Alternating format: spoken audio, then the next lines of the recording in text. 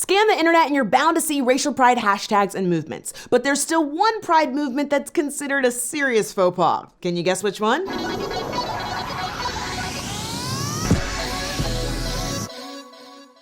Hashtags like Reclaim the Bindi, Black Girl Magic, Asian Girls Unite, Native Awesome, and Latina Tuesdays are movements created for and by people of color to promote representation, self-love, and solidarity. But it seems that whenever marginalized people create spaces to celebrate themselves, majority groups get a little uncomfortable. Ugh, but I can't have white pride. Isn't that just taking pride in my culture? Well, not exactly. Here's why white pride is very different from other kinds of pride. Number one, whiteness and white culture are already everywhere. Whether it's Congress, CEOs, beauty magazines, children's books, or the Oscars, whiteness is already everywhere. This is despite the fact that people of color, including Latinos, make up 38% of the US population. And European history is already a huge part of our educational system and culture. When people ask, why do we need a Black History Month, or Native Pride, or a Puerto Rican Day Parade? It's because almost every aspect of our schooling and upbringing in America centers around whiteness. People of color in history are regularly whitewashed or erased altogether,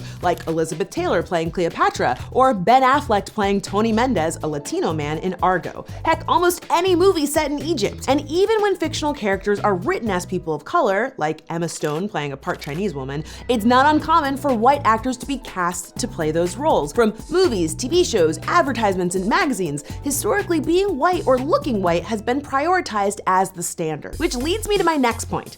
Number two, for communities of color, pride is about visibility. For a large part of American history, it was perfectly legal for people of color to be treated as second-class citizens. Remember, not too long ago, Black people couldn't legally live in certain neighborhoods or go to certain schools. And as recently as the 1940s, it wasn't uncommon to see armed police officers dragging Native American children to European-style boarding schools. And while white pride has always been the standard, Black pride, Native pride, and other racial pride movements are an act of defiance in an oppressive culture that says being different or not white is wrong. And let me be clear, proudly celebrating the achievements and lives of people of color is not saying that white people haven't achieved. It's a way to prevent marginalized people from being forgotten or misrepresented by a white system that has historically overlooked and oppressed them. Number three, white pride has almost always been synonymous with white supremacy. Before you go too far down the road thinking white pride is just like any other racial pride, you might want to see who built that road and who likes to hang out there, because it's mostly white supremacists. Here are a few examples. In 2014 in Harrison, Arkansas, a billboard from White Pride Radio went up that said, "It's not racist to love your people," and that station's website redirected to kkkradio.com. You know, the KKK, the people who lynched, bombed, and terrorized Black people in the name of white pride for over 150 years. Or there's the message board Stormfront, who use white pride in their logo. They have ties to neo-Nazis, were named the internet's first major hate site, and are actually run by former KKK leaders. And in the last year, several white pride Facebook groups have sprung up at American and international colleges. Some were done by trolls, and a handful actually wanted to talk about European ancestry. But others, like the Illini White Student Union, just wanted to confront Black Lives Matter protesters and even called on students to report suspicious Black activity on campus. Basically, white pride has a long history of violence and trying to silence people of color. But I'm not a white supremacist, I just want to celebrate my white heritage. Well, I hate to break it to you, but... Number four, whiteness itself is a moving target that's main purpose has been to exclude. Look, it's wonderful to be proud of where you're from, and no one's saying there shouldn't be a St. Patrick's Day or a San Gennaro festival, but here's a fun fact about the history of whiteness in the US. At one time, being Finnish, Polish, Ukrainian, Russian, Italian, Spanish, Greek, German, and especially Irish or Jewish